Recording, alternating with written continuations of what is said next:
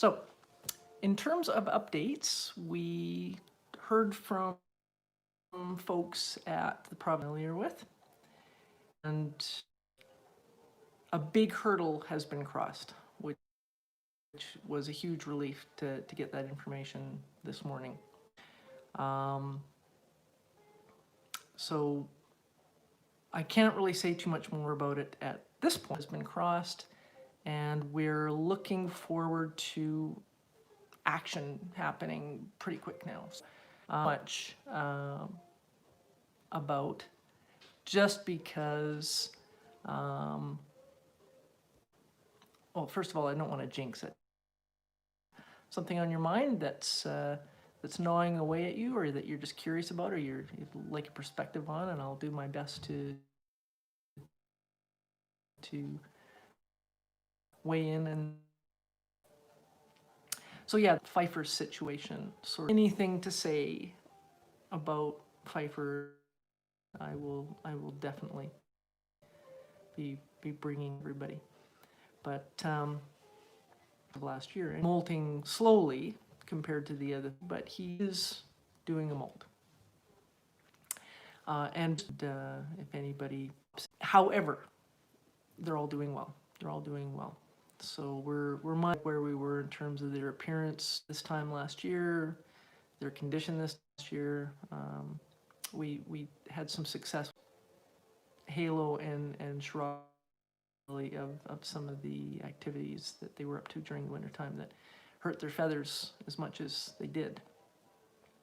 So yeah, in terms of red tail, and once again, Big Red and her new mate, False Ale Mary. So are you meaning the two-piece? Great to have you aboard today. That's fantastic. So pros and cons. Okay, these jesses during flying have resulted in a very sad outcome, because the jess is wrapped around a branch and left the feathered one dangling. Don't encourage the use of the traditional jessie anklet combination where it's all one. For that, I like to remove the anklets right off so they don't have anklets, they don't have jesses at all. As in my view and my experience on the hunts that I've been on, when we're talking about strictly that anklet. If you're just talking about conditioning, free-flying jesses, like the flying jesses, the ones that I use are the paracord ones, so there's nothing, if you're talking about jesses at all, having the two-piece is great. Just leave their anklets on. You don't even have to put flying jesses. I don't know. Is anybody else experiencing that? How about you, Brian? Are you seeing us sort of as a regular flow? Okay, he says he's doing all right. No. So by false Ale Mary anklets, are you talking about the which you can take on and off? Stay. I've been considering. Oh, just hang tough for a second, guys. False Ale Mary anklets, yeah, that one, yes. Yeah, so by false Ale Mary, I'm talking about the ones that actually that you take on and off. Mind that, for example, here in British Columbia, the grandfather of British Columbian false is one of the things that I'm actually researching because I'm interested in this. But there's not a lot of good in Eurasia, in Europe and Asia and the Middle East. Again, it's very regional in terms of what new falconers, you would be exposed to very different birds than, say, a young person in the Middle East who being introduced to the art. In general terms, because I understand that in the US, from what I encourage new practitioners to do, is get involved with a lanner falcon. If you're interested, then start with a Harris, because with either a Harris or a lanner, it's a good mid-sized raptor. You really have to go out of your way. Avid fan of the idea of a brand person working with a red-tailed hawk. Later on, once this has posted, I will add a link to a video that basically outlines better than anything that I could ever see. The theory is that a bald eagle red-tailed nest took a baby probably back to her nest to feed to her. Yes, good starting bird. Yes, that's right. Thank you, Dashcam. Thank you very much. So to eat, to feed everybody. Just bowled his way right through everybody else. And that really speaks to just how strong and powerful they are, how strong teaching you the form and spending a lot of time with you.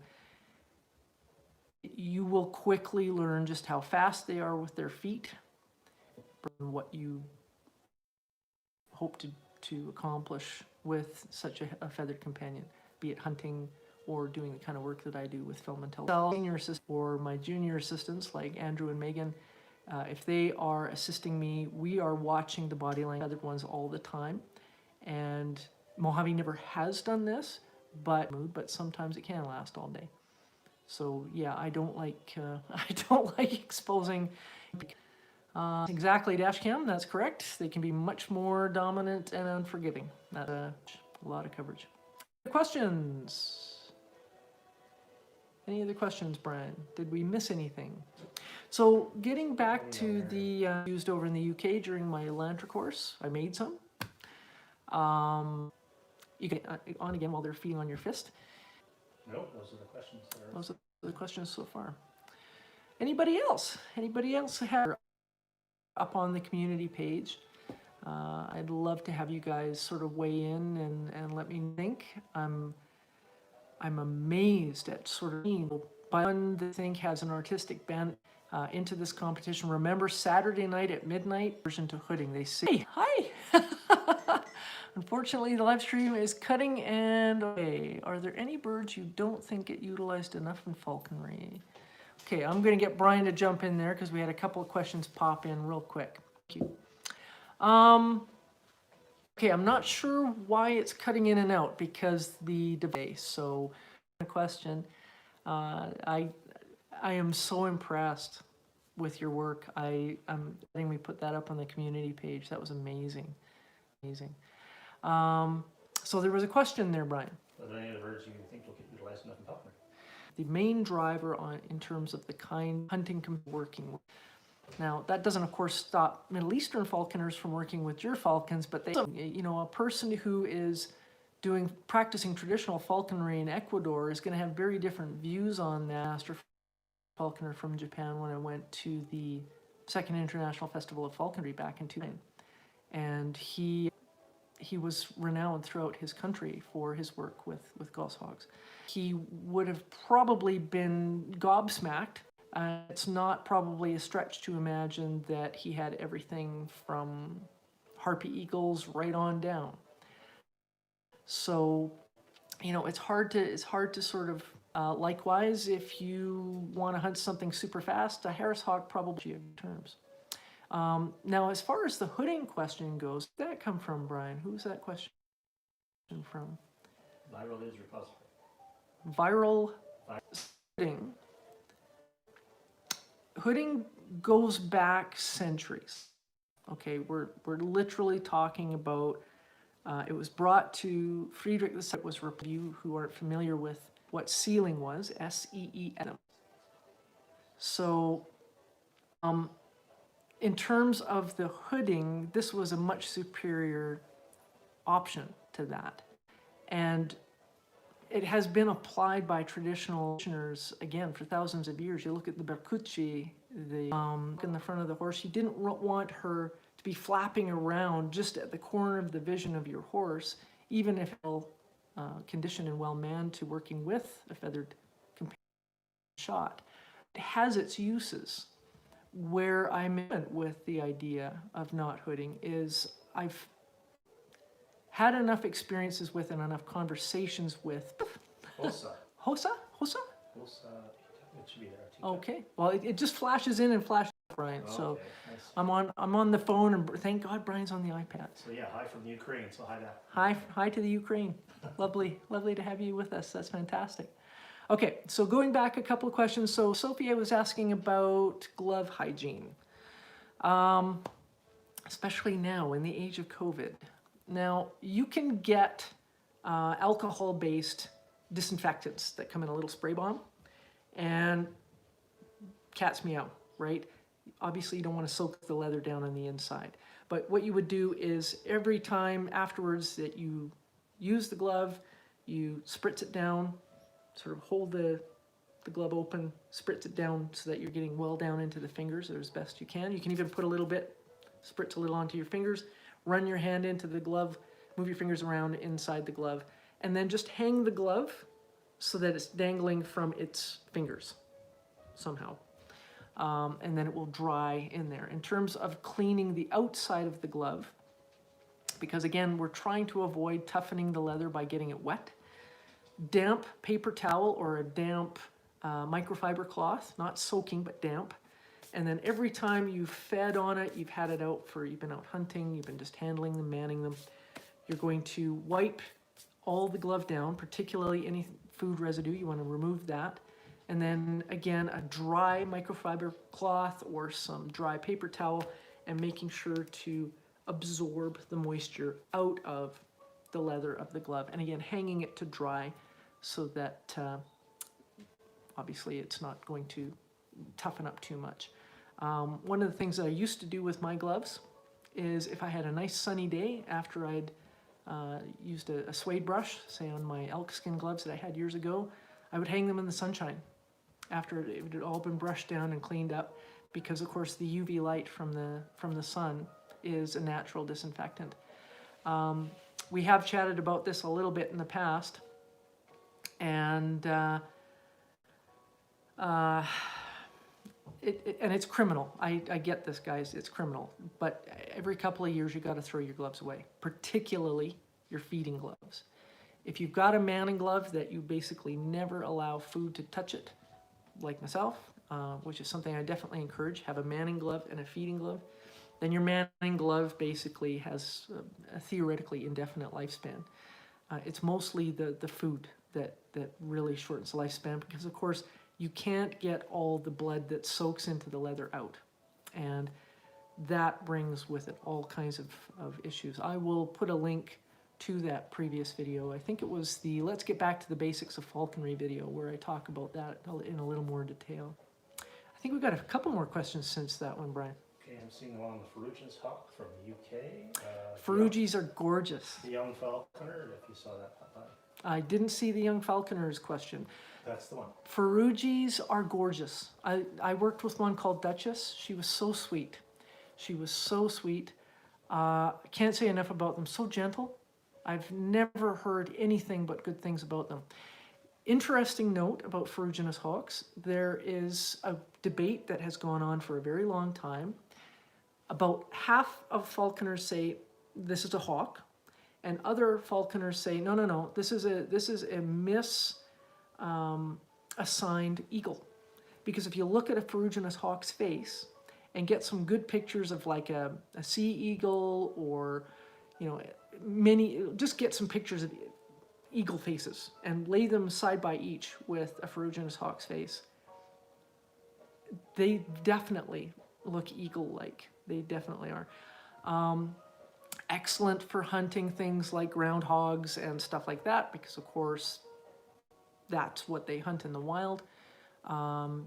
Lovely. I can't say enough about them. They're beautiful. So if you're interested in acquiring a Ferruginous hawk, a couple of people I could recommend would be Gareth Morgan at the African Lion Safari in Ontario in Canada. And another individual I could recommend would be possibly Master Falconer Dan Paradis from the Quebec Falconry Centre. And what I'll do is I'll put some links down below later on so that you can contact them and see if they are breeding any of them, and work out what would be possible in terms of having one shipped across to Britain, because they're lovely. If you can, yeah, I'm with you. They're gorgeous. Got another question here. Yeah, and it's They're coming in fast and furious now. Cody sewing on a piece of sacrificial leather on the glove to be removed and replaced for his wear. That's an interesting idea. That's an interesting idea. Can't see why not. I don't see that as being a problem in theory. But if you spent, say, $120 American on a good gauntlet, and you're sewing pieces of leather on that, over time you're putting holes into the leather, and it's kind of, I mean, you might, if it's something that's worked for you and you haven't had any issues with this, then that's great. One of the questions I guess that comes to mind immediately for me is eventually a talon's going to find its way into those holes, right? Or one of those holes, and it's So going it starts small and make them bigger over time. yeah. So, you know, I have a manning glove, have a feeding glove. You'll extend the lifespan of your feeding gloves by doing that. You're still going to have to probably pitch them out after a couple or 3 years. But I mean, if you're finding that that works, that's a novel idea. I hadn't thought of something like that. I haven't seen it put into practice anywhere, but I can't see why not, as long as you're being mindful of the fact that over time, as you're replacing this leather, that's maybe going to become a bit of a liability. We'll see. Next question. Young falconer, my mentors call them small eagles, which means. That's right. Jillian, did you see Jillian flow by? Jillian. Welcome. Yes, you've been in and out. Hi, Jillian. Yes. I have a toy poodle. Is there any concern that a bird would go after her? Maybe. Perhaps.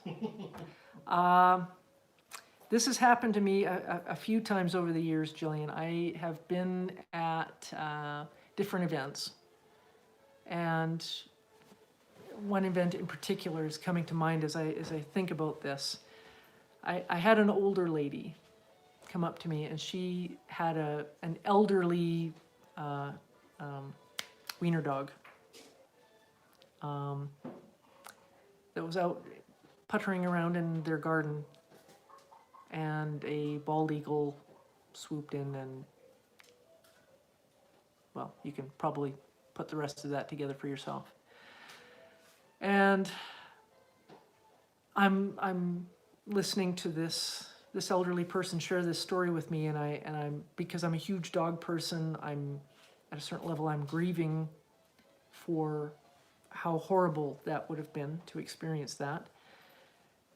And at another level, I'm thinking about, okay, there's only a couple of reasons why an eagle would do that.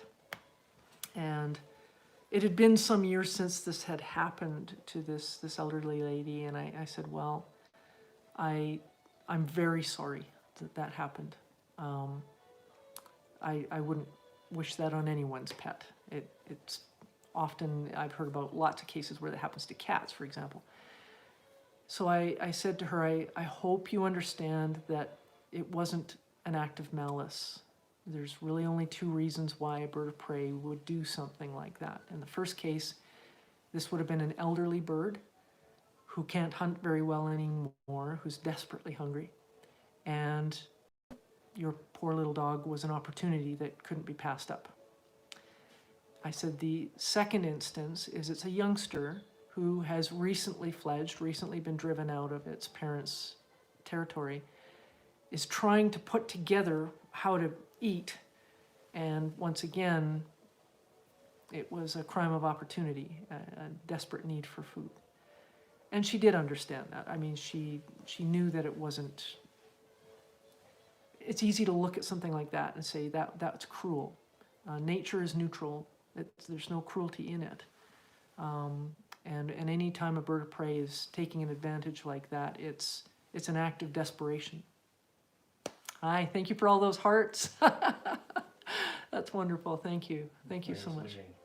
Okay, cheers. Take care. So hopefully, Jillian, I would say keep an eye on the little one, maybe especially this time of year when you got eagles and red tails, great horned owls, larger raptors feeding babies. Keep an eye on your smaller pets. Keep your cats closer to the house, guys. I'd prefer if you kept your cats inside the house anyway, because I like little birds too. But there is a risk. There is a risk depending on where exactly you're located and the kinds of large raptors that live in the wild near you. So hopefully that answers your question. Two questions. Okay. Can you speak on the pros and cons of telemetry mounting transmitter on leg versus tail? Okay. And when would you say a falcon is ruined if you consistently had accidents that create negative effects between the bird, or is every negative effect reversible with hard work and labor? So take your pick. So we'll tackle the first one first. So the telemetry question. leg mount versus back or tail. I don't have any argument with any of those. Hi, from Germany, hi! Oh, you got a European kestrel, that's fantastic. Fantastic, they're gorgeous. Okay, I'll come back to that. Yeah. So the only reason I haven't put a tail or a back mount, a backpack mount, as they're called, on any of my birds, is because most of the time I'm by myself, and in order to put them in place and secure them, it requires help from someone else. I tend to go for the convenience of the leg mount because I can snip it off so quick, right? But I have learned how to do a tail mount, to apply it, to use it. It was part of the Lantra course that I took in 2014. Hi Jemima and Mark, if you're watching. And it's a mechanical, it's just learning the tricks of putting it on. I don't have any objection to that. In fact, a lot of falconers really like the backpack mount for the Marshall GPS telemetry. And once I get my my ham radio license so that I can have a frequency set for Falcon's Rest, we're going to move over to the GPS as well. They only weigh 7 grams. Now, the leg mount Marshall telemetry that I use, the traditional telemetry, is about the same in terms of weight. It doesn't really sort of impact these guys in any way, shape, or form. But if you have a smaller hunting companion, a kestrel, a merlin, a sharpie, a little backpack mount is probably better, or even a tail mount. One of the things that you're always watching for, of course, now is as soon as it's there, they're going to play with it. When they're preening, they're going to be, what's this? And they're going to be fooling around with it. So be aware that you might have to replace it a couple of times until your companion gets comfortable with it and used to it. So I think they're all great. For me, it's an issue of convenience and simplicity, particularly when I'm out by myself exercising one of the feathered ones. Okay, next question. Okay. After the telemetry? So telemetry was the, when do you consider a falcon ruined? When do I consider a falcon ruined? Again, this can be a bit of an abstract concept. Different falconers have a different perspective on what constitutes ruined. For some people, it's something as persistent as a falcon going up into a tree. We really don't want them perching in trees. And Sabre was notorious for doing that. But there was also a strategy for why he was doing that. And I came to appreciate that over time.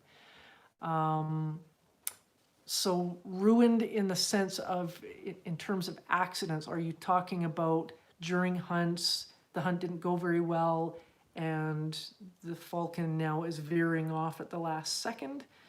Are you, by accidents, are you meaning she flew into something and hurt herself and has her confidence is not what it was, or she doesn't seem to be quite herself? This could be a head injury issue if we're talking about something like that. Is she taking off? Is she not returning to the lure? Are you consistently having to go out and find her? So by ruined, if you can frame that for me a little bit more, during manning, sliding, falling, she's baiting, getting tailed. Okay. So how old is she? How long have you had her? What were the circumstances through which you acquired her? Who did she come to you as a youngster? You've had her since she was young, or, yeah, the disinfectant wipes. Yeah, that's exactly right, dash cam. That's right. So if you can give me a little bit more detail, that helps me to understand that, okay, getting off the glove a lot. What was she fine with you for a period of time and then suddenly she started to do that after an event? Or, was there, like I say, an accident? She's 8 months old, she's had her 3 months, Saker. I didn't see the last part of that question. Saker didn't get sold from last season. Okay. Yeah, her age is not really an issue. At 8 months old, that's not a problem. I had my first 2 Lanner Falcons came to me when they were both 2 years old, and they'd never been handled. They'd been in a free flight pen that whole time because the fella hadn't been able to move them on. And I had them free-flying later that year. So Manning and standing. manning and standing, What's your team? one of the things that Frederick talks about, and again, if you can get yourself a good used copy or get down to the local public library if you can afford a copy of The Art of Falconry, Frederick talks about baiting off the glove. And one of the things that he encourages that is every bit as appropriate now as it was then is back in the day they used to use, he refers to tiring. Now tiring usually was washed meat, so it's really, really tough and hard to pull apart, or tiring could even be the skin of a rodent like a squirrel that's been turned inside out, so it's not the fur side necessarily, and of course squirrel skin is really, really tough, and again hard to pull on. So what Frederick talks about is to have tiring in the glove when you're manning her so that her interest is on pulling on this rather than baiting off the glove. During the approach and pickup, when you are working with her, maybe something we could do is go back a few steps before you actually try to take her for a walk somewhere. Approach her, again, watching her with the corner of your eye on the approach, so you're not staring at her, making sure that as you make in, your body language is conveying to her, I'm not here to intimidate you, I'm not here to dominate you, I'm entering this space with you. Work on that and have something that she loves on your glove, right? So just doing these 6 inches, 1 foot, hop to your glove, and if she wants to hop back to her perch after she's stolen the tidbit, that's fine for the first couple of times that you do this. Then over time, see if you can get her to come up onto the glove and stay 10, 15 seconds. Then tell her, okay, and point her back toward her perch. And so you're inviting her, yeah, it's okay, go ahead. I just wanted to come and visit with you for a few seconds. Go away, walk away for 5 minutes, come back, do it again. Let's see if we can extend that over time, right? So eventually, and I've had this happen a couple of times with abused birds that have come to me, maybe you're just walking out into the middle of the garden and just standing there. That's it. And as long as she is standing on the glove quietly and looking around, not sort of goggling at you like, oh, you know, as long as we've got that, that's great. And then maybe just walking a few steps. And the moment she starts baiting, stop. Bring her attention back to something on the glove. So you're going to have something in your falconry pocket, on the pocket of your falconry bag, so that you can bring her attention back to the glove is the nice place to be. The glove is the secure place to be. There's nothing to be frightened of here. My human companion is looking out for me. I can lean on him. I can lean on her, right? So we might have to go backwards and reset and then go forwards. I wouldn't say that she's ruined because she's baiting and tangling herself.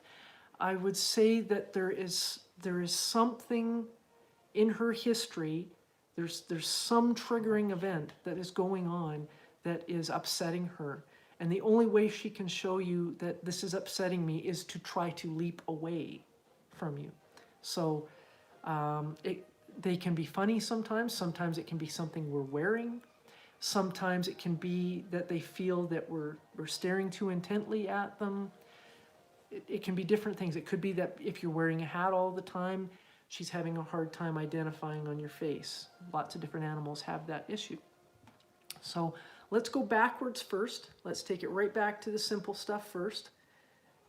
I have talked about the approach and pickup in an earlier video. I'll put that link down below. I'll try to remember to do that. It wasn't too long ago. There's still a lot of snow on the ground at the time. I think it was Let's Get Back to Falconry Basics Part 2 that we talk about the approach and pickup. So if you want to check that out, and if you have any questions, do follow up with me. But I would say, take it back. And then as you start to get into the actual manning, if you find she's hot and cold, just have something that's tough to pull on but interesting and tasty at hand if you need it, so that if she gets herself into a mental cycle where she's baiting a lot, then you can bring her back up onto the glove with something to pull on. And okay, maybe she's not paying attention to her environment, but she's standing on the glove and something interesting is happening right there. So she's got a way to reset herself. So hopefully that answers that question for you. And if there's anything else you'd like me to clarify, please follow up in the community forum or on any of the comments sections of any of the videos that we've done just recently. Okay, so I think there was another question after that. Brian's madly typing Well, away. I typed a message, so you can tell I typed a message and I didn't realize there was a character limit, so it didn't show up. Thanks. Yes, it does. Greetings from Belgium. Oh, lovely. Lovely. Thank you so much for being with us. Yeah, let me know how that goes. Let me know how that goes, please, because sometimes it's in their own head. Sometimes it's not even necessarily something you're doing. We also practice good cleanliness standards with the containers and pouches. Yeah, I'm a huge proponent of that, Sophie. Everything here gets scrubbed down. I drive my assistants a little bit crazy with that. Sort of my internal thing is I want it to be clean enough that I could eat off of it. Not that I would, but that I could eat off of it. So yeah, everything gets wiped out. I love the cleaning wipes. We use Greenworks, which are compostable and gentle on the environment. So if that product isn't available where you are in Ireland, then they'll probably have similar ones, I'm sure. But yeah, everything gets washed with soap and water or wiped down. Cutting boards going through the dishwasher, butchering knives going through the dishwasher regularly, routinely. I wash them with soap and water for a few days. Then every few days they go into the dishwasher for a deep sanitizing clean. So yeah, that's good practices, definitely. I'm so pleased to hear that. That's fantastic. So next question. Sorry, Brian's just catching up with us here. Okay, sorry, I was just realizing I typed a big message and then it doesn't show up. It's grayed Okay. out. I don't think it takes it. It's too long. Okay. Okay, some ripes, pea gravel. We had a question about the floor, but you saw I answered that one about what would be a good flooring to put. Yeah. When it comes to your muse, guys, remember, we don't want any substrate that can rot away. So we don't want bark mulch, we don't want grass, we don't want wood chips, we don't want anything that can rot, because anything that can rot will allow molds and mildews. We don't want biomass on the floor of our muse. We don't even want a dirt floor, ideally, okay? A dirt floor is kind of like your last option. Pea gravel is easy to keep sanitized. I've seen crushed gravel used. The only thing with that is that it tends to pack down and become flattened and hard. So if you don't have anything under the perch, or if they're free lofted and they're prone to making hard landings from time to time, that can be a little rough on them. At least the pea gravel gives a little bit when they go into it. So, but I have seen it used. I mean, they use it at the Hawk Conservancy Trust. What they tend to do is they make a regular routine of raking up the crushed gravel so it's kind of loose on the ground. Okay. Sand, again, sand is a real problem, and I've talked about that before. So Cody yes. had a question. Cody, your question. Yes. What do you think of countries that restrict the kind of bird you can use to native birds only? Well, we have a similar situation in Alberta, which is the province next door to mine.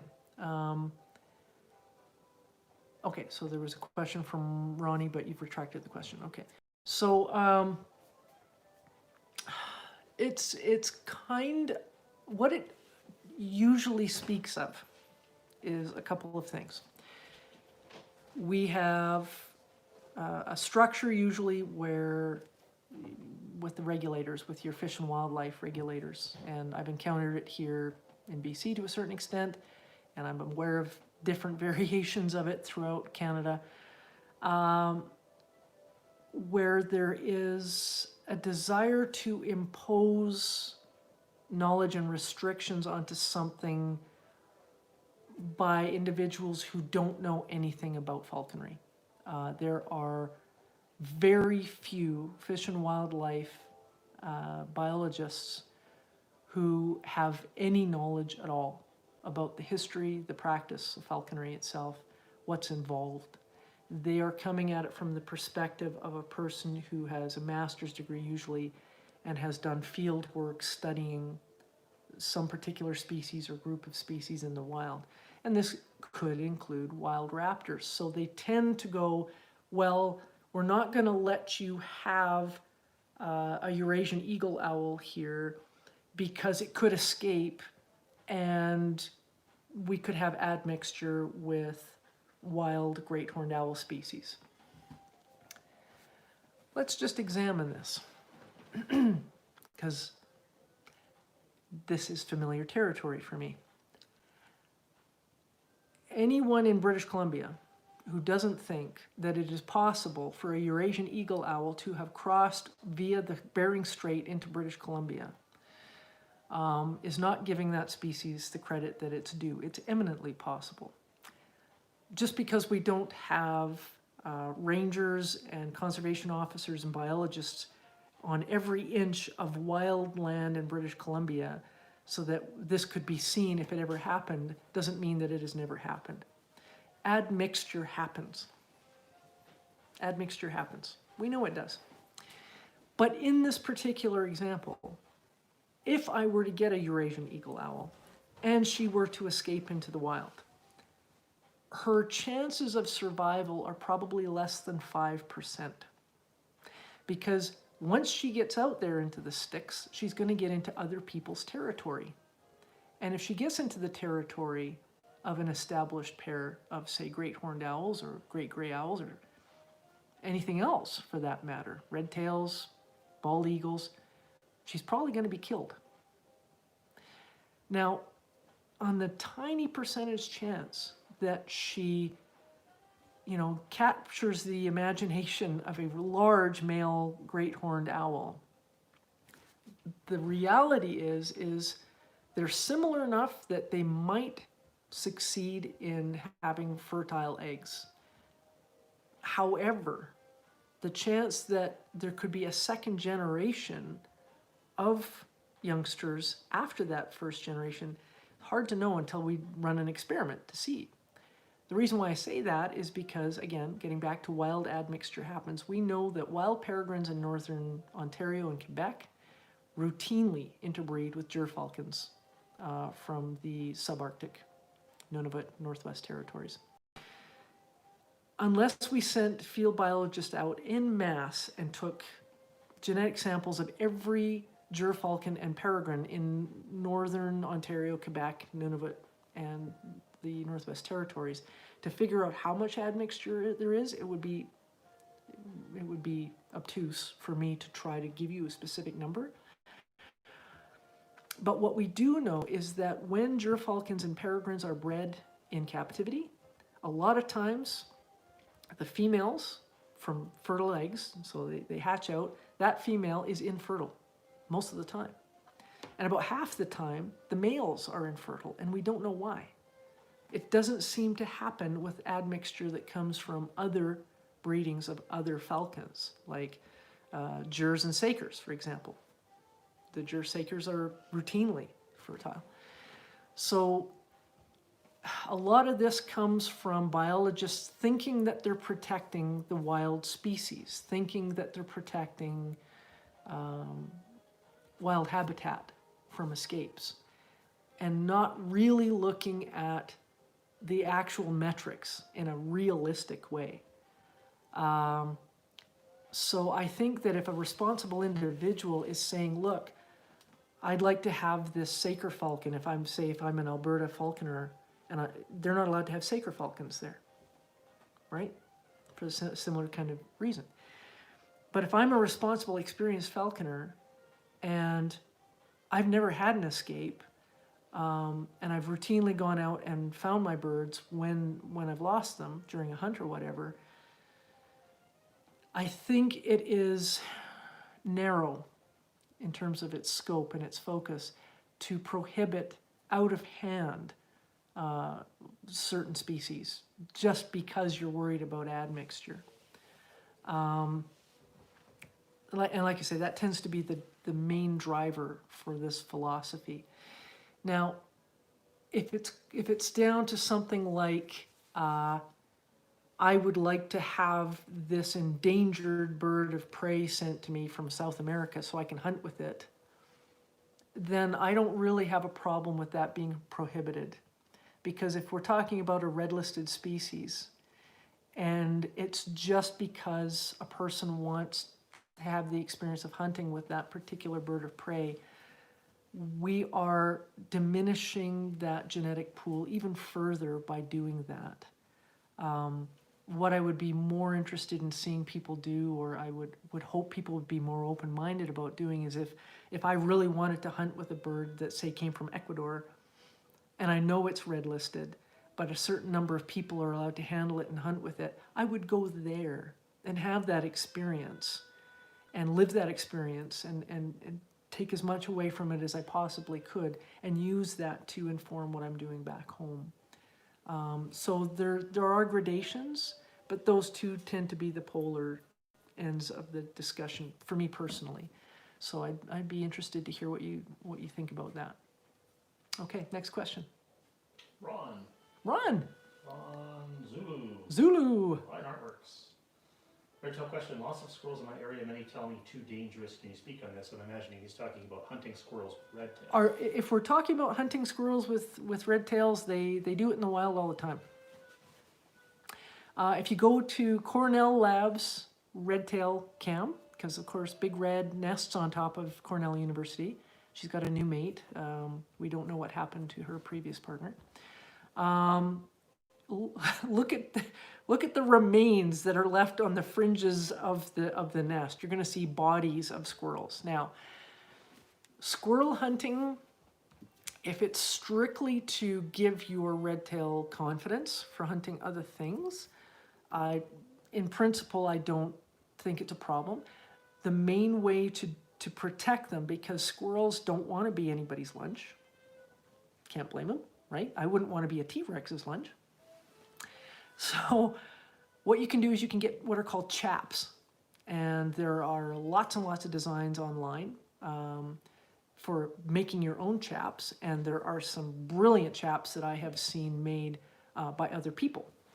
So I will make a note, and we'll find some links, and I'll put them down below. But the chaps will protect their lower leg, because a squirrel, if your red tail gets the squirrel at the back end, the squirrel's going to fold himself in half and sink those great big incisors right into that leg. And if that happens, then the rest of the hunting season is done, because you got to clean that out, and you've got to antibiotics and all the rest of it. Giving birds drugs by mouth, it's not easy and it's not fun. Saber was really good because he had so much experience with it over the course of his life. But generally speaking, it's not a lot of fun. So we can protect their legs, though, with chaps. And that, generally speaking, is what the squirrel is going to go for. And I'll be happy to share some links with you. But probably by the end of the day, you'll have found some designs. I think Mike's Falconry Supplies, I think he has some. Western Sporting, I think they have chaps. But if you put in hunting chaps for hawk, for hunting, you'll probably find a few designs, but I'll see if I can find you a couple of links, for sure. Next question. I don't have any outstanding questions. There was something from New Zealand. Oh, okay. A new one. Sorry. Brian's first time as being my administrator. He's doing a great job. It didn't accept my last type. I typed out that camera was a squirrel Armageddon. Yeah, it's a squirrel Armageddon on the Cornell Labs red tail cam. So it was just a question that popped up from New Zealand. I'm looking for a question from New Zealand. I don't see one. It's almost like my feed isn't keeping up here. Just popped in. Oh, no, there's nothing new. Okay, here. so if you want to shoot us that question again from New Zealand, then and great to have you aboard. That's lovely. So what was the next question? Oh, I would think a well-regulated falconry program would be beneficial to the population. Yeah, exactly. It's the difference between people who have and, you know, I'm a degree-carrying post-secondary education individual myself. So it's easy to kind of get into a sort of a tunnel vision rut, right? When the mandate is we're here to protect wildlife, which is great, and I'm so glad there are bodies that do that. Okay. It becomes this difficult space where it's like, okay, this art form has been around for the thick end of 8,000 years, and all the nuts and bolts have been worked out, don't need to reinvent any wheels here, versus someone who is in a government position, has field biologist experience in studying specific kinds of animals, and has a mandate about protecting habitat, protecting those species, and the other species that species depends on. It makes it difficult to get to this middle place where we've been doing this for a very long time, and yes, there are bad actors in name a field, right? There are irresponsible falconers. There are irresponsible bird of prey breeders. As you guys know from my personal experience with the Pfeiffer debacle. But there seems to be a reluctance and a perception that people who are practicing this art form don't know what they're talking about, right? And I have many times tried to get that conversation started here in British Columbia. It's hard. It's hard. I consider myself really lucky because when we moved to Falcon's Rest, I now deal with a different regional office. And the biologist there, she's fascinated by what I do. And I've invited her out to come and spend the day with us and have a barbecue, and very Canadian, right? You know, she has rules that she has to operate within, but at the same time, she's easy to chat with and interested in learning, right? So I consider myself lucky in that way. It's just about persisting, Cody. We got to persist. We got to try different ways to get that door open and start the discussion. And the main way is, look, come to my facility, come see my birds, come meet me, let's have coffee. We'll just take the birds for a walk. We'll do some manning together and get to know each other a little bit. And I can share with you, you know, if we can give that opportunity to educate many of these biologists and administrators, I think would be more open-minded if we could start from that place. Because again, I feel like the majority of people who are involved with falconry are responsible. They are passionate. They love birds of prey. Of course, they want to see wild species protected, and that sort of thing. So there really is more in common than not. So I agree with you. I think there was another question that just popped up there, Brian. A couple of questions, actually. It was both Cody talking about that. I think in New Zealand, where New Zealand falconers aren't allowed to use the native New Zealand falcons for falconry in New Zealand. Yeah. And that was, you're sort of speaking to that right now, and I would think a well-regulated falconry program would be beneficial to the population. So Yeah. I don't see any other questions. One just popped up just now. And I had the opportunity, Cody, when I was at the Falconry Festival back in 2009 to chat with an Australian falconer who There we go. his main profession was bird abatement. So he was driving pest birds away from crops and stuff of that nature. And the amount of money he had to pay out for licensing and permitting and all this kind of stuff was obscene. It was just obscene. And what had happened there, what's happened in Australia, and again, I'm a huge wildlife proponent and habitat proponent. I'm all over that. There are some extremist animal rights individuals and groups that they just say, that's cruel. That's cruel. Falconry is cruel, without any perspective of the history, the practice, and many of those people you're not going to persuade. You're not going to be able to get them to meet you halfway, even a lot of the times. And they've got a very big voice in Australia. And they made it basically impossible for the average person to participate in the art form. There's just this blanket, it's cruel, people shouldn't be allowed to do that. We could probably spend an hour just talking about that topic, for sure. Okay, a couple more questions. So Ron has asked, can you speak on how to feed, interact, and keep hawk man during molt? Right. Okay. Well, as you're probably aware, Ron, some people like to intermew their feathered companions during the molt. So, of course, intermewing, for the novices who are joining us today, means that I will leave you in your mews, you're free lofted, I just throw food in there and I leave you alone. So basically you go pretty much back to being fairly wild by the time we get into hunting season. I don't feed my feathered ones in the mews ever. Ever, ever, ever, ever, ever, ever. Ever? Ever. Okay. You guys heard me say it a bunch of times since we started last April, that you're avoiding bringing vermin, be they microbial life forms or mice or rats, into your mews at all costs. You are minimizing food being in the mews every chance you get. Probably the only exception are breeding birds, and then the moment babies are off the nest and have been sold and moved on, you're in there and you're cleaning up everything as fast as you can, laying out rat traps around the outsides of those breeding chambers, making sure you're getting the vermin.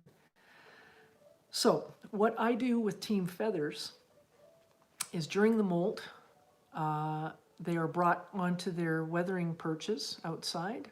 I clean the mews the way I normally do, clean the green mats the way I normally do, and they're fed outside. And they weather out for a few hours, and then in the evenings they go back into their mews. That's the way I've done it, and with the exception of Halo and Scirocco last year, who beat themselves up very badly over the previous winter, I have had just perfect luck with this. It also gives you the opportunity to continue to man them and interact with them at a very gentle, soft level, which keeps them connected to you. You're not having to sort of overcome the fact that they've sort of reverted a little bit from being left more or less alone in their mews for, the thick end of the spring and summer. And the other aspect of this is because of the working in film and television, there have been times during the molt that I've had to do work with Sabre when he was alive, and even with Mojave during the time when they would normally be molting. So because this has been the way that I have handled the molt and feeding, it's left the door of communication open between myself and my feathered ones, so that if we do get work, I can start to pare the weight back safely and get them ready for whatever shot that it is that we're supposed to be preparing for, without doing any damage to the molt process. So hopefully that answers your question. So if you feel like that answers your question, please let me know. But if you'd like me to go further, I can explain further too. Okay, there's another question. Yes. Is there a website somewhere which is some kind of a translator for all those different raptor language sounds? I believe the Cornell University has a link to raptor sounds and also other songbirds and whatnot. They're a good place to start. So Cornell University, just look up Cornell University Raptor Cam, and you'll probably find some links on that site. It's really neat. They've got cams on different birds, inclusive of raptors, from all over the world. So I think you'll find it fascinating. I believe there's some raptor sounds there. Are there any extinct raptors? I saw something about extinct raptors. Yes. Okay, then I'm interested in falconry, but I don't have the space to do it properly. Do you have any advice on what I can do to get prepared in the meantime? That's the one above the extinct raptors that you wish were still around, like the Haast eagle. But anyway. Can you imagine hunting with a Haast eagle? You could practically ride a Haast eagle. Be hunted by a Haast eagle. run away, as they say in Monty Python. So Interested in falconry. the first question, other than the Any advice what I can do to get prepared? And oh, right. Okay, so this is a question I get asked a lot. Is, you know, I live in the city, or at my backyard, I'm in a neighborhood. I don't feel like I can have a bird safely of my own here. You got a couple of options, and I recently had a discussion with a lady from Georgia down in the U.S. about this. And if you've got time in your schedule and you want to sort of get a taste of working with them, you can find a reputable raptor center, because there are raptor centers which are not reputable. So do some research, ask around, ask some local falconry associations, what are some reputable raptor centers in my area? I would like to volunteer there. And this is a good way to, I mean, you'll be doing the drudge work for a while, right? You're earning your chops. But if you stick it out long enough, you're going to, before you know it, you're going to be doing things like preparing food for the feathered ones, manning them, and starting to learn how to handle and work with them. That's one way you can go. Another way you can go is, again, local falconry associations and clubs. Reach out to them and say, look, there's really no point in me applying for my own permit right now. I don't have a setup where I could have a bird of my own. But can I come out and be one of your volunteers? And again, every falconry club and association, they know who the men and women are that are the great teachers and the good mentors. Ask for those people. And you might not get direct contact information. You can say, look, this is what I would like to do. Eventually, I would like to have my own feathered one and be in a situation where I can be a good steward of my own. I'm not in that situation, but I'd like to volunteer with and assist someone who is in that position. And can you pass my name and contact information along to the reputable individuals, the great teachers in your club that might be open to taking on an assistant? So that would be another approach.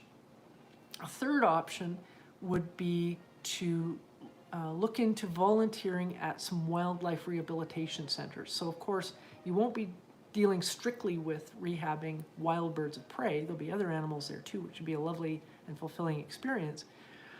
But if you've got the time to give, and again, you don't mind doing the drudge work for a while until they've figured out, okay, this person's serious, they really want to be a part of this, then you will start to learn to handle them. You'll start to see them when they're coming in from flying into a window, being struck by a car, hitting a telephone line, a youngster that really didn't put together hunting very well and was found in the nick of time before it could starve to death.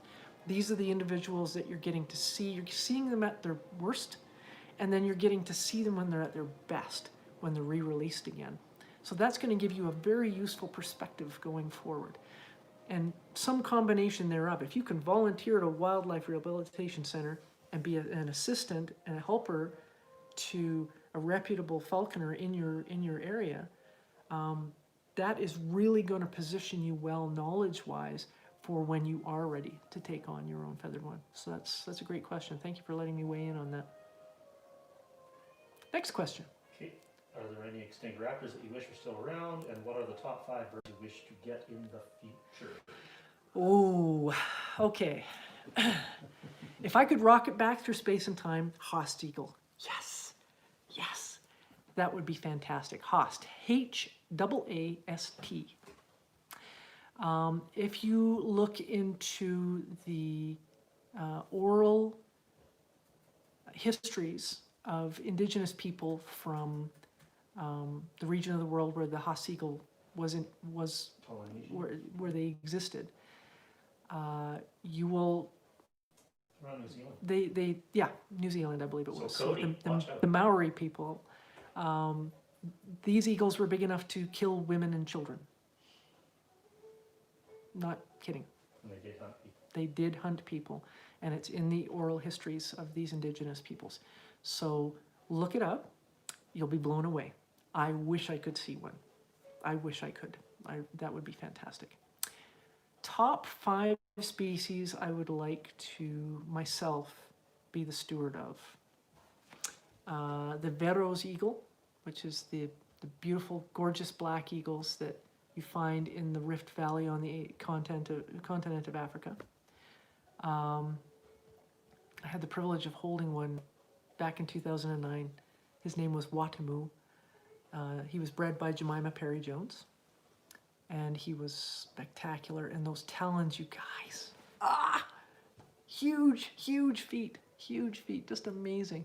So the Verreaux's eagle, golden eagle, of course, Swainson's hawk. Swainson's are gorgeous. If you look up images of Swainson's hawks, it'll blow you away. Those are the 3 main ones.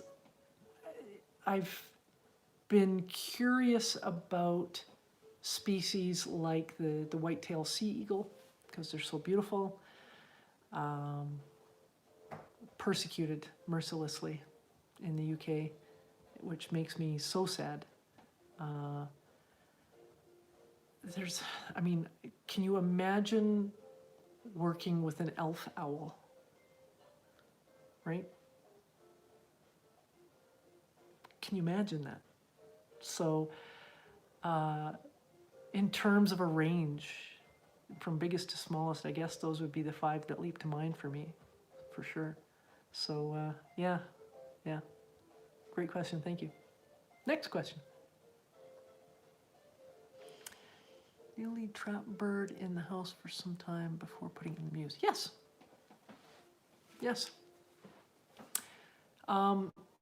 The circumstances for doing so with Sabre were because he became so ill a few months after he first came to me. But this is traditional. This is traditional to have them in your space with you. They see you moving about. They see you making your dinner in the kitchen. They get used to your dogs being in the front room with them. You're picking them up and manning them while you watch Ancient Aliens or,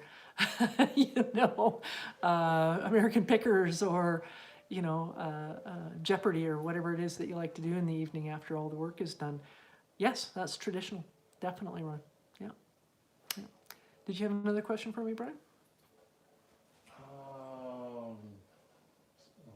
They're just talking about a question you already answered. You just answered Ron's, you got it right away. Yeah. Roni, I think it's Roni.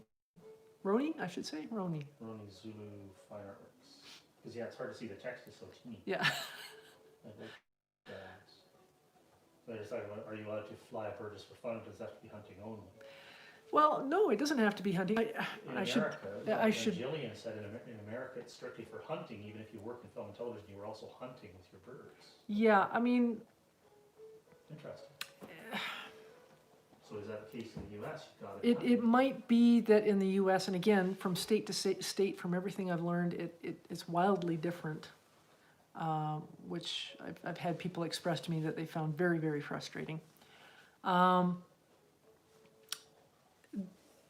do not hunt team feathers for the simple reason that, again, the example I always give is imagine now that you are a director and you have hired me to prepare Mojave or Halo or Scirocco for some performance that is critical to the storyline that's being depicted.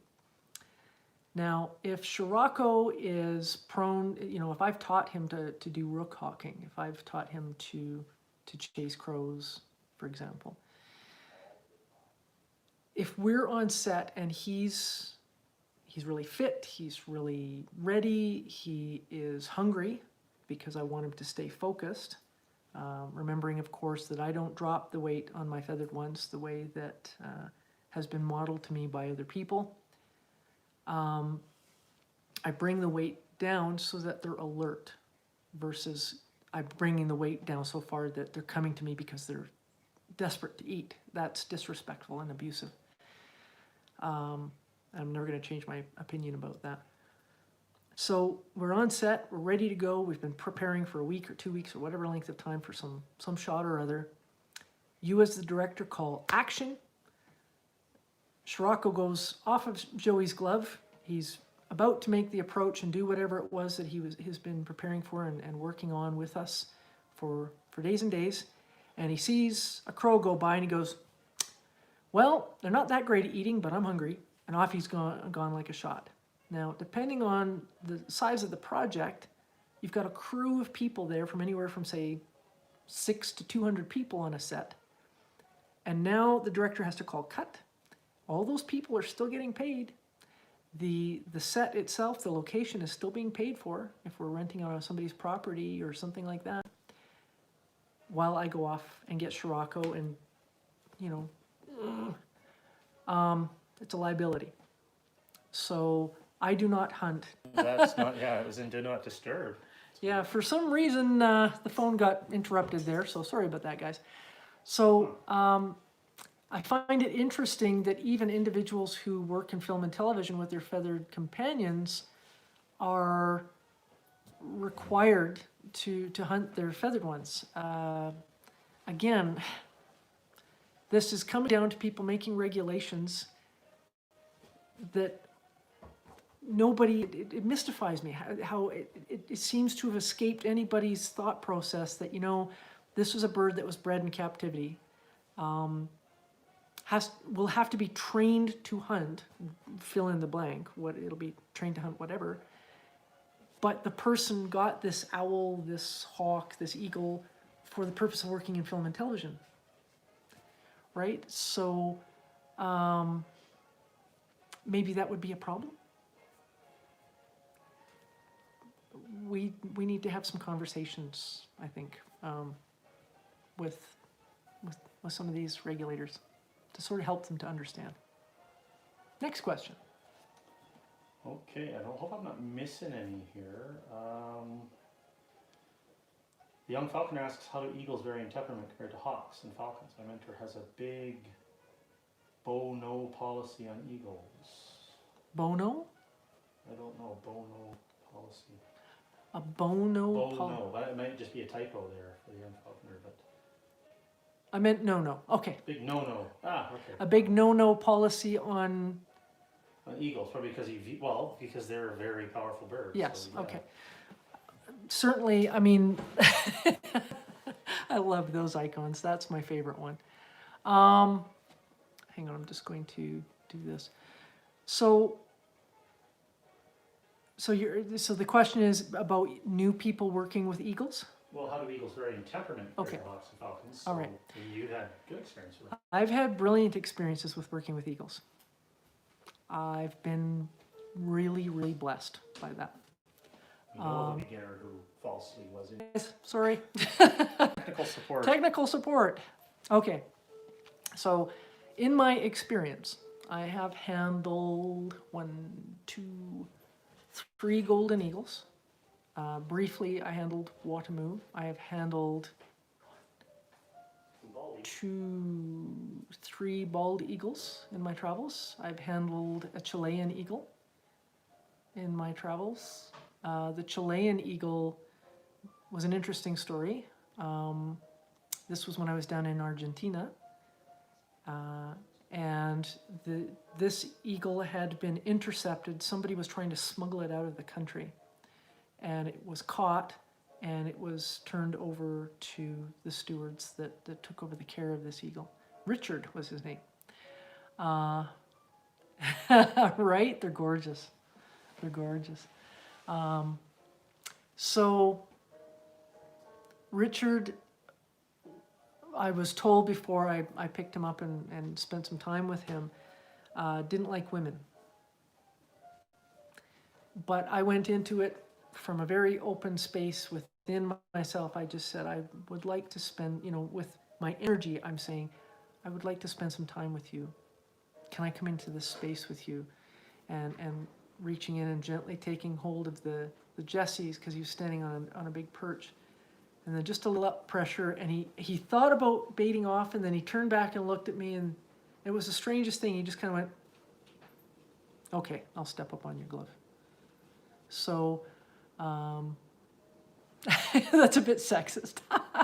Well, I don't know what the circumstances were. The English between the handlers and, I mean, I don't speak Argentine at all, so the English that they had was amazing as far as I was concerned. But I'm not sure what the circumstances were, why Richard didn't like women. So, but he tolerated me. Now the thing of it is, and I respect the fact that your mentor is going to handling eagles, particularly if you're reasonably new at this, because keep in mind, a good size eagle, like a golden eagle, can generate 2,100 pounds per square inch of crushing power at the end of their talons. That's enough to shatter the bones in the forearm of a human being, particularly a smaller human being. I've never heard of that happening, but pure physics, that's doable. Certainly, and I've heard about this happening to someone, having an eagle sink its talons into your upper arm for penetrating injuries that go right down to the bone, this is not something you want to experience. And this is the kind of thing that happens from people who are ignorant in the sense that they don't understand the danger, arrogant, that they think that I'm the human being, I'm the boss, therefore this will go the way that I want it to go, or any variation in between. So eagles are something that we build to. We build our experience, and when we enter that space with an eagle for the very first time, and every time after that, it has to be very, very respectful. It must honor the self-possession and the self-awareness that an eagle has when they are in space, in a space with us. So I respect your mentor saying that. I definitely do. Would you say that when you're thinking about the character comparative, right? The character comparatively between an eagle, relative to your character that you bring to it too. Yeah, that Brian's raising a good point. I mean, they remember they're reading our body language at a level that we only wish we would let ourselves read people's body language at. They can tell. You cannot lie to a bird of prey. And I can't say that enough, and that'll probably be, when I'm 126, those will be my last words. You cannot lie to a bird of prey, right? Right? But you can't. It's impossible. You can't deceive them. They know what you're all about. The moment they lay eyes on you, they know the frame of mind you're in. They know where you're at. And so that is a huge component of it. It also comes down to the individual bird. Again, I don't know if I've talked about this before, but back in 2009, I was assisting an eagle falconer there over the course of the weekend, and he had 3 goldies: Saxon, Heidi, and Con. Saxon was afraid of women. He was just afraid of them. Any guy, he was happy to work with you, but he was afraid of women, period. He'd never met me, never laid eyes on me before. The fellow I was assisting wanted to see if Saxon would accept me, and the moment he tried to put him onto my gauntlet, Saxon was jumping off like, save me, So that was put to bed straight away. He was going to be doing a demonstration with Heidi, so he needed my help to do this demonstration, and we were practicing the day before the live event at the Falconry Festival. And Heidi got on my glove, and she weighed about, she was about 12 pounds. It's a good size female. A little on the small side, but good size. She gets on my glove and she looks at me like, okay, look, this is strictly a working relationship. Don't call me after this. I don't want to hear from you, and I don't want a Christmas card. That was her whole bearing, right? And I was like, that's okay. You're beautiful, and I'm just glad to be here with you, right? So then at the end of the Falconry Festival, we had the Parade of Nations. So everybody who was there, falconers from 53 countries, all kinds of birds. It was fantastic. And I got to carry Khan, a golden eagle, and he was, it was appropriate because of the subspecies of golden eagles. He was derived from North American bloodlines. Khan was a little smaller, so about 7 pounds, roughly, 7.5 pounds. It's on my glove, and he's like, this is gonna be great. We're gonna have the best time, and we're gonna hang out, and it's just gonna be fun. Like, his whole thing was that. His eyes, he's looking at me like, you know. And as the fellow I was helping was saying to me at the time, Khan is a real gentleman. He'll be great with you. You can trust him. And I was just like, I get to carry a golden eagle? So, yeah. So there is individual personality as we are, right? So that has to come into the equation as we enter into the space with a big raptor like an eagle. You contrast that with the red tail, and as I say, if we touch on that again very briefly, red tails are incredibly confident. They have to be feisty. They have to be aggressive to survive. And that's why we find them everywhere in North America, in every natural niche except the subarctic that there is, you know. So we don't enter into a relationship with a red tail when we don't have any context for an experience with handling other ones that can prepare us for that interaction. To just stumble into a relationship with a red tail, even under the guidance of a mentor, especially if it's your first bird of prey, to me it's fraught with danger. Let's put it in those terms. So hopefully that answers your question. Okay, more questions. An older question from Cody that I missed. Oh, there's an older question from Cody. What do you think of a giant New Zealand Harrier? You heard of that? I've seen a couple of pictures of the bird I think that you mean. I don't have an opinion about them, but they're gorgeous. If it's the one that I'm thinking of, then they're beautiful. Harriers, I love harrier hawks. The ones that I'm most familiar with, of course, are the ones that we find in the UK. I think they're beautiful. Again, persecuted mercilessly, largely out of ignorance. But I think they're gorgeous. I don't have a lot of information or knowledge about what they're like to work with. So, but good question. Roni. What is your suggested consistent crayons distance before free flight? I think you're using an entire crayon. Yeah, field my personal thing, Roni, with the crayons, and I take my time. And I'm standing on firm footing because Frederick tells us, take your time. Take your time. There's no rush. So my little thing that I say is 100 times out of 100, if they're coming the full length of the crayons to you consistently over the time frame that feels right to you, trust your inner voice where this is concerned. Trust your gut, right? It could save their life if you just give them that time to give you reasons to trust them. So I would say there's, with my line, because it's had to be repaired a couple of times, so pieces cut out and whatnot.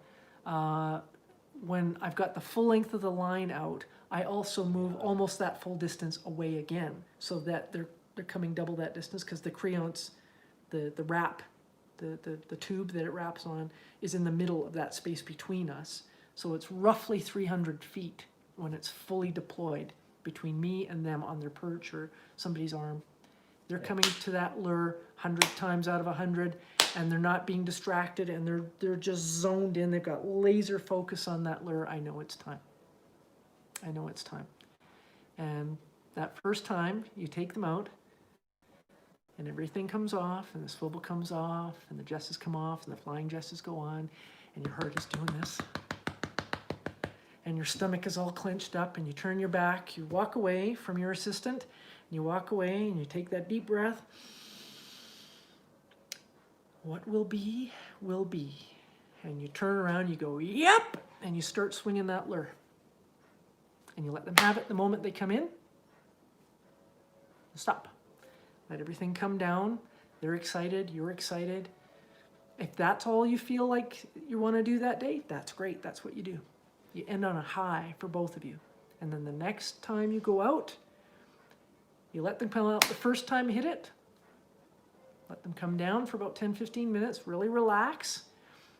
Your assistant walks out, and then you make them pass you the first time. And this is the big test. That you've offered them the lure and you've flown it away from them.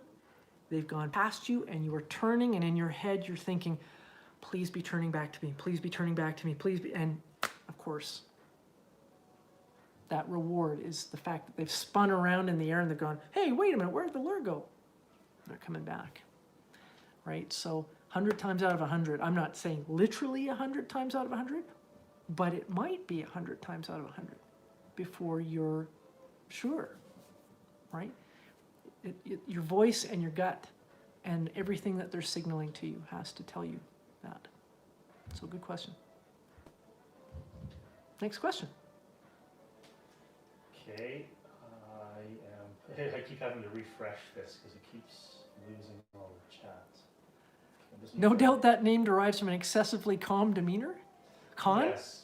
He said that YouTubers I watch had a goalie named Rage. Rage. I told him he's glad he's safe from the mighty Host. Have you ever heard of someone keeping a Penis apivorus, the wasp-eating lizard?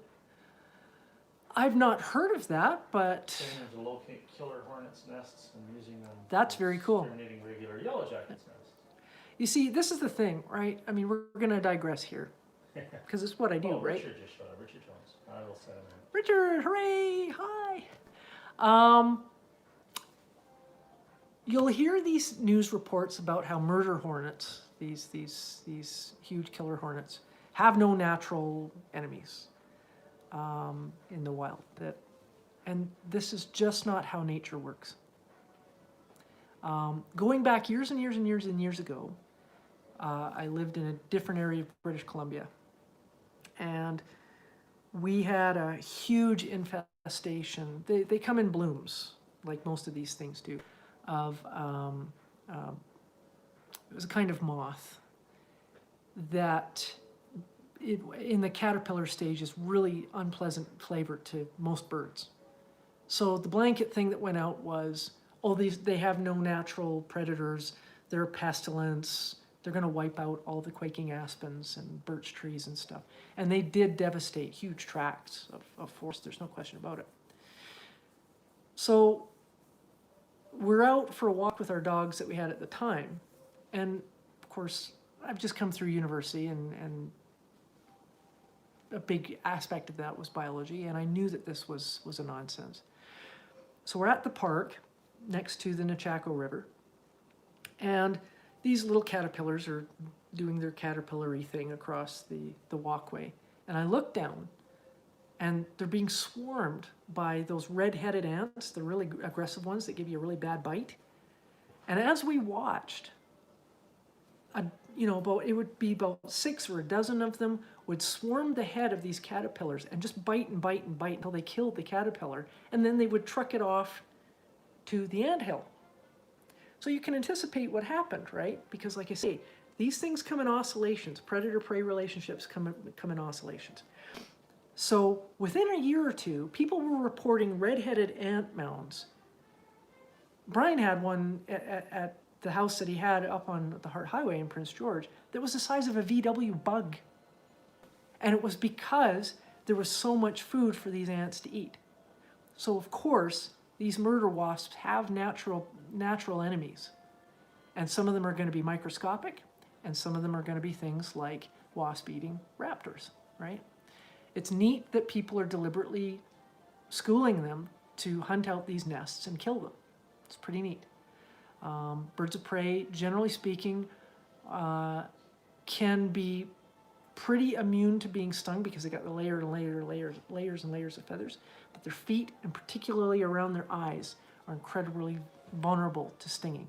So I've never heard of anybody keeping one for a purpose like this. I'm not surprised that people have figured out that they can school them for this deliberately. Because like I say, they've got a natural enemy, and here's the natural enemy, and it happens to be a bird of prey that enjoys eating these guys. Blech. Next question. I've seen falconers hunt with ferrets, which resemble furry prey. Yeah. Can a hawk be introduced to pets, like small dog, without prey confusion? Yes. Yeah, Yes. so. Yeah. When you've got a hunting team that, and this is pretty commonplace, to work with a hawk and ferrets. Usually you're rabbit hunting, so you're throwing the ferrets down one hole of a rabbit warren, and you're standing out the other side with your hawk.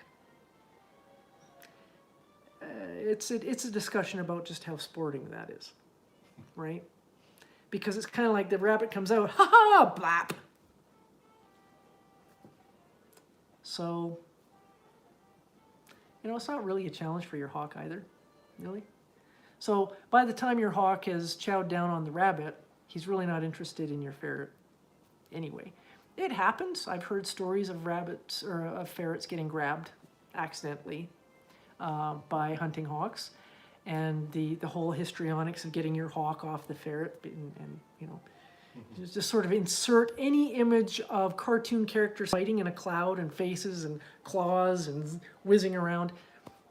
That's how it's been described to me. So, but yeah, they can be introduced and made familiar with. If you've got a well-fed, well-schooled hawk, the chances that he or she are going to go after your hunting ferrets is probably diminished considerably. Or a small dog, or even a cat. It really goes to a reflexive prey drive thing, particularly with hawks and small animals.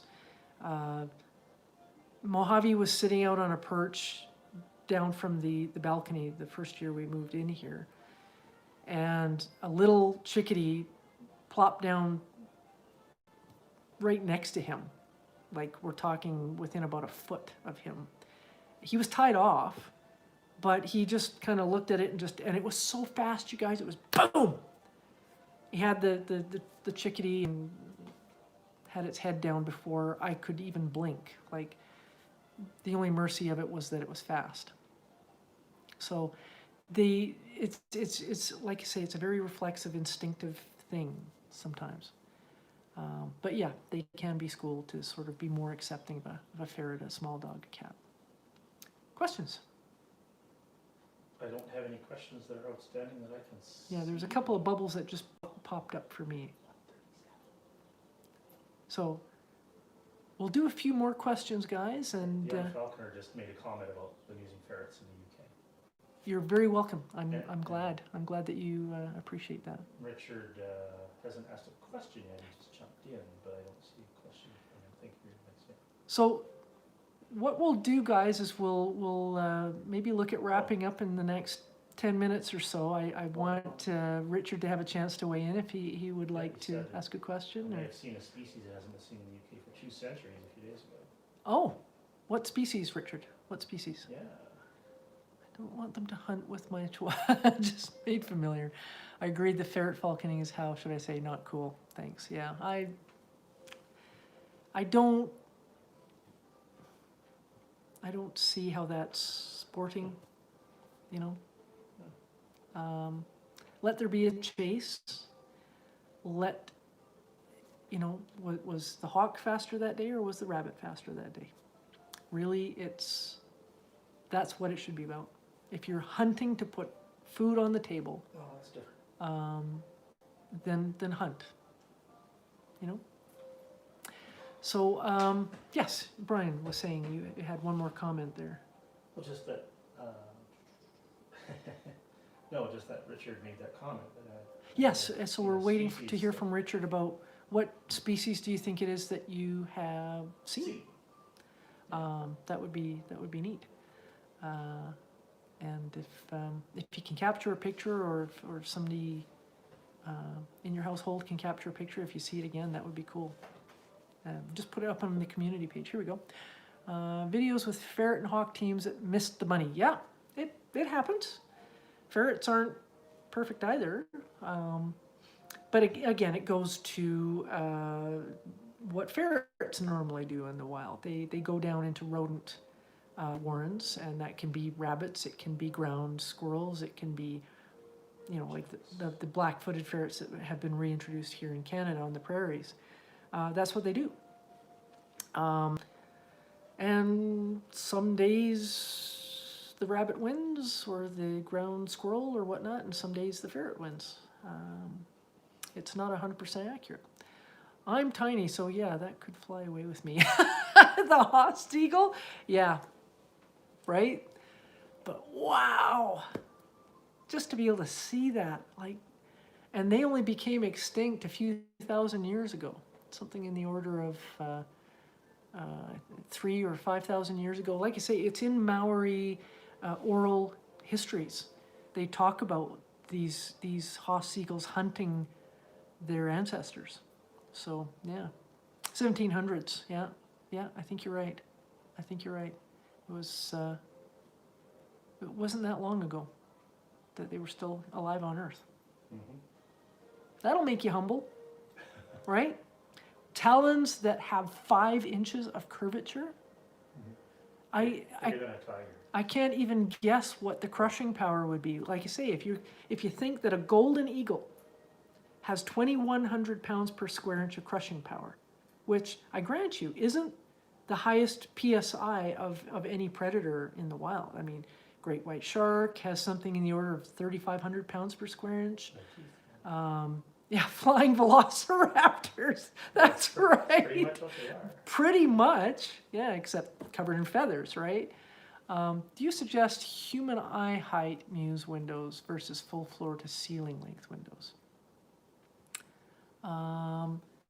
Goldie's used to hunt boar. Interesting concept. The muse design that we have a short wall, and then the window space, right? So that they can see out. I prefer that structurally, and also from the perspective that we do live in a remote area. Our cinnamon colored bear was on the ledge of our porch this morning trying to get at one of the bird feeders. So he's back. We're just going to have to frighten him away again. So it's about providing some structural strength and some protection. It really depends on where you're located. It depends on what kind of weather climate you have.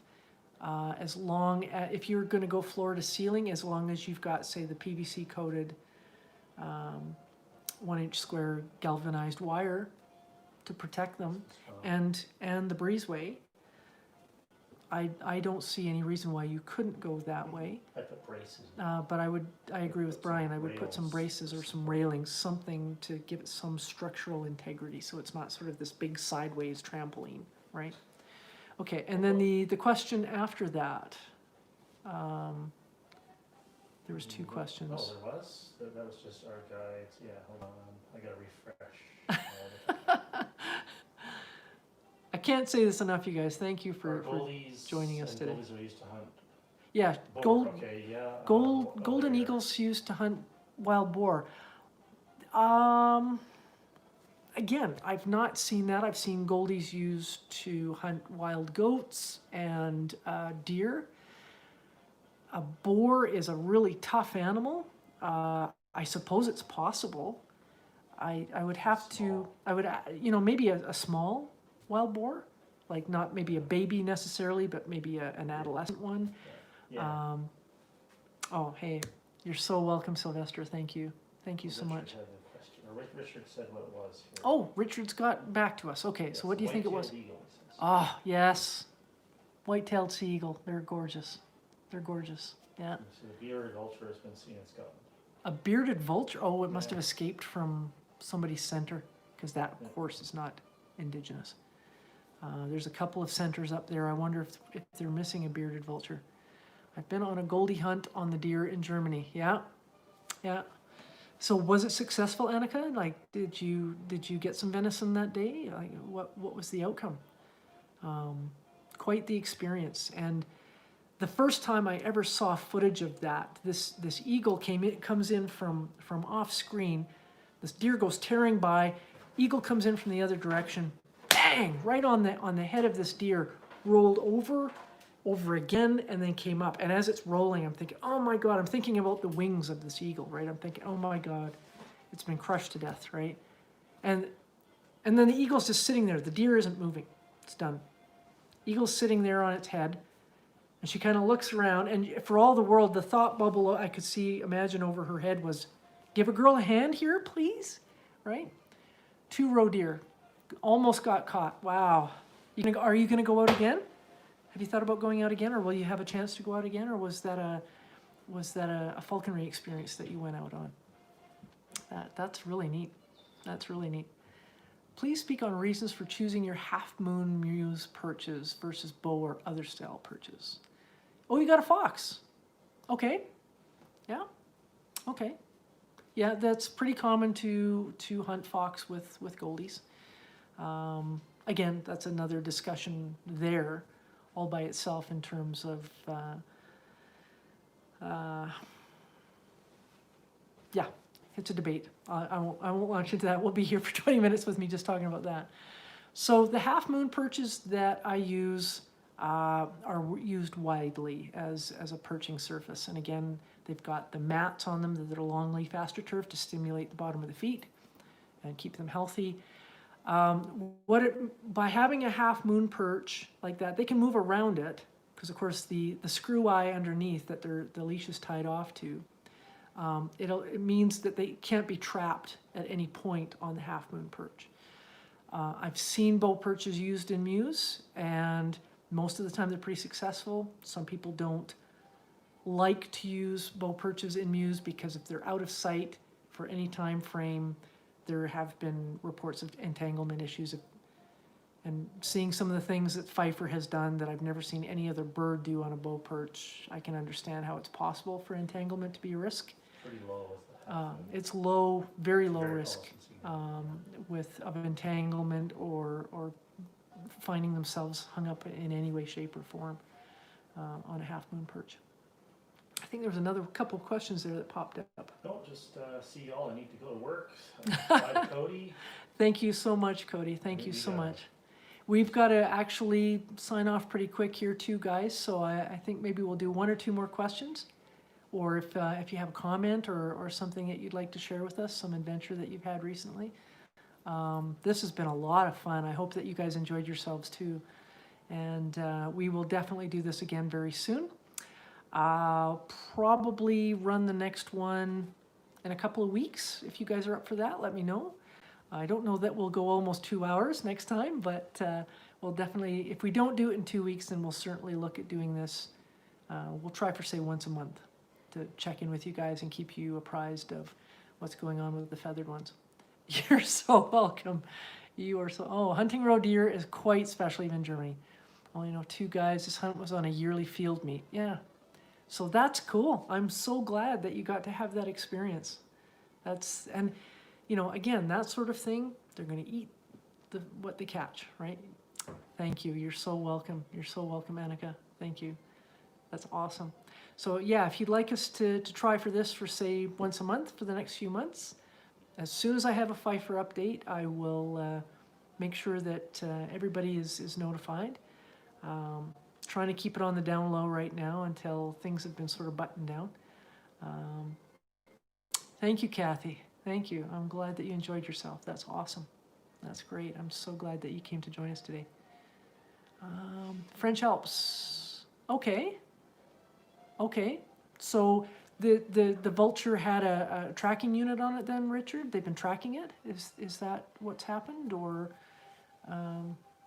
yeah, because that's peculiar. That's got to be an escape. Somebody was doing a flying display or something, or hard to imagine that it flew in from mainland Europe, maybe from a center there. But yeah, that's pretty wild. That's pretty wild. So yeah. So thank you again, everyone. This has been fun. Sorry for the burps.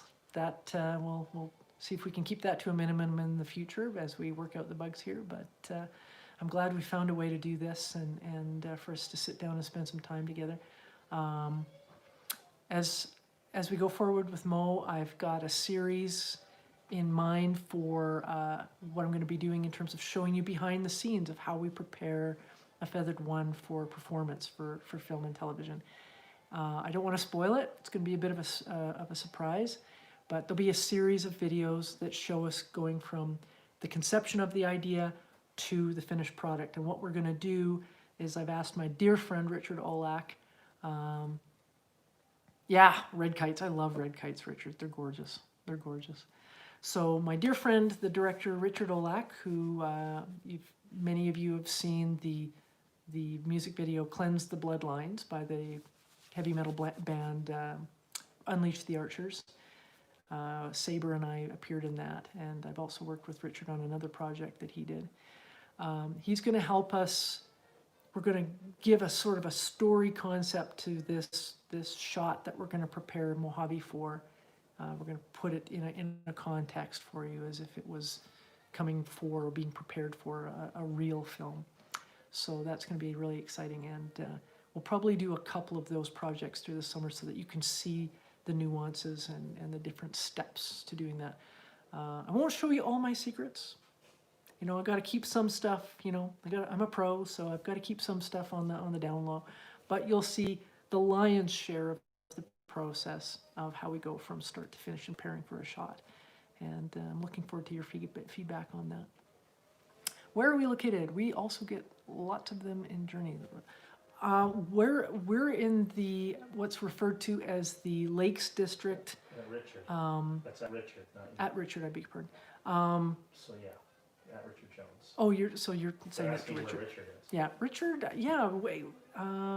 I know he's in the UK. I can't think of exactly where he's located. And he's probably going to take an exit right now. So, but yeah, so some really cool stuff coming up, guys.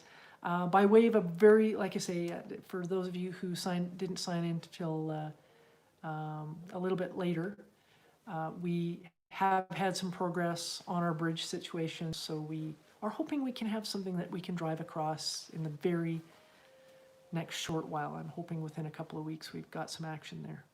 So, Petrie, South Wales. Ah, yeah, that's cool. That's right. That's right. Okay, so guys, I'm going to get something to drink. Thank you again for being with us today. It's been just so much fun. And I'll look forward to your questions and comments later. And I'll put those links below that I mentioned. I'll try to remember everything that I was going to link to. And put them down below. If I miss anything, just shoot me a question or a comment, and I'll find you some links and get that to you. Okay, everyone, have a wonderful Monday. Thank you so much from all over the world. It's been such a treat, such a privilege. Thank you again, and take care. We'll chat again real soon. Bye for now. Cheers.